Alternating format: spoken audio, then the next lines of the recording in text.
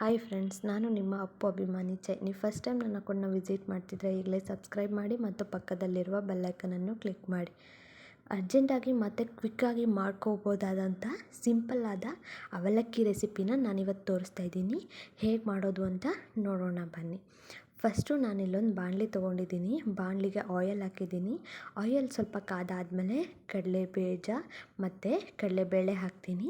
ಇದೆರಡನ್ನೂ ಚೆನ್ನಾಗಿ ಫ್ರೈ ಮಾಡ್ತೀನಿ. ಫ್ರೈ ಮಾಡಿದ ನಂತರ ಇದಕ್ಕೆ ಸ್ವಲ್ಪ ಸಾಸಿವೆ ಮತ್ತು ಜೀರಿಗೆ ಆ್ಯಡ್ ಮಾಡ್ತಾಯಿದ್ದೀನಿ. ಇದನ್ನು ಚೆನ್ನಾಗಿ ಫ್ರೈ ಮಾಡಿ ನಂತರ ನಾನಿಲ್ಲಿ 5 ಹಸಿಮೆಣ್ಸಿನ್ಕಾಯಿ ತೊಗೊಂಡಿದ್ದೀನಿ. ನಿಮಗೆ ಖಾರ ಕಮ್ಮಿ ಬೇಕಂದರೆ ನೀವು ಕಮ್ಮಿ ತೊಗೊಳ್ಳಿ. ನಾನಿಲ್ಲಿ ಖಾರ ಇರಲಿ ಅಂದ್ಬಿಟ್ಟು 5 ಹಸಿಮೆಣ್ಸಿನ್ಕಾಯಿ ತೊಗೊಂಡಿದ್ದೀನಿ. ನಂತರ ನಾನಿಲ್ಲಿ ಮೀಡಿಯಮ್ ಸೈಜು 3 ಈರುಳ್ಳಿ ತೊಗೊಂಡಿದ್ದೀನಿ. ಆ ಈರುಳ್ಳಿ ಆ್ಯಡ್ ಮಾಡ್ತಾಯಿದ್ದೀನಿ. ಈರುಳ್ಳಿ ಮತ್ತು ಹಸಿಮೆಣ್ಸಿನ್ಕಾಯಿನ ಚೆನ್ನಾಗಿ ಫ್ರೈ ಮಾಡಿ ಅದೆಲ್ಲ ಚೆನ್ನಾಗಿ ಫ್ರೈ ಆದ ನಂತರ ನಾನಿಲ್ಲಿ ಮೀಡಿಯಮ್ ಸೈಜ್ 2 ಟೊಮೊಟೊ ತೊಗೊಂಡಿದ್ದೀನಿ. ಆ ಟೊಮೊಟೊ ಆ್ಯಡ್ ಮಾಡ್ತಾಯಿದ್ದೀನಿ. ಇದಕ್ಕೆ ಟೊಮೊಟೊ ಬೇಗ ಸಾಫ್ಟ್ ಆಗಲಿ ಅಂದ್ಬಿಟ್ಟು ನಾನು ಲೈಟಾಗಿ ಸ್ವಲ್ಪ ಉಪ್ಪು ಹಾಕ್ತಾಯಿದ್ದೀನಿ. ಸಾಲ್ಟ್ ಹಾಕಿ ಚೆನ್ನಾಗಿ ಮಿಕ್ಸ್ ಮಾಡಿ ನಂತರ ಟೊಮೊಟೊ ಫುಲ್ಲು ಸಾಫ್ಟ್ ಆಗೋ ಗಂಟ ಫ್ರೈ ಮಾಡಿ ನಂತರ ನಾನಿಲ್ಲಿ ಲೈಟಾಗಿ ಅರಿಶಿನದ ಪುಡಿ ಹಾಕ್ತಾಯಿದ್ದೀನಿ. ನಿಮಗೆ ಅರಿಶಿನದ ಪುಡಿ ಇಷ್ಟ ಇಲ್ಲ ಅಂದರೆ ಸ್ಕಿಪ್ ಮಾಡ್ಕೊಳ್ಳಿ.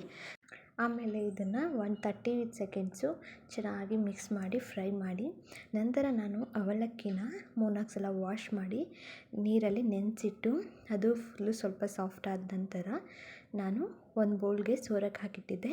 ಆ ಅವಲಕ್ಕಿನ ಆ್ಯಡ್ ಮಾಡ್ಕೊತಾ ಇದ್ದೀನಿ. ಅವಲಕ್ಕಿ ಆ್ಯಡ್ ಮಾಡಿ ಈಗ ರುಚಿಗೆ ತಕ್ಕಷ್ಟು ಉಪ್ಪು ಆ್ಯಡ್ ಮಾಡ್ತಾಯಿದ್ದೀನಿ. ನಾನು ಈರುಳ್ಳಿಗೂ ಉಪ್ಪು ಹಾಕಿದ್ದೆ. ಒಗ್ಗರಣೆಗೆ ನೋಡಿಕೊಂಡು ನಿಮಗೆ ಎಷ್ಟು ಉಪ್ಪು ಬೇಕೋ ಅಷ್ಟು ಹಾಕ್ಕೊಳ್ಳಿ.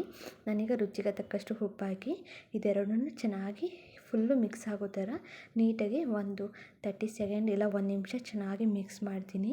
ಇದು ಸ್ವಲ್ಪ ಎಲ್ಲ ಅವಲಕ್ಕಿ ಎಲ್ಲ ಮಿಕ್ಸ್ ಆಗಿ ಎಲ್ಲ ರುಚಿ ಇಟ್ಕೊಬೇಕು.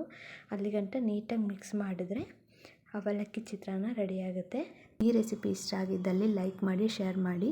ಇನ್ನೂ ಹಲವು ರೆಸಿಪಿಗಳಿಗಾಗಿ ನನ್ನ ಅಕೌಂಟನ್ನು ಫಾಲೋ ಮಾಡಿ. Thank you for watching.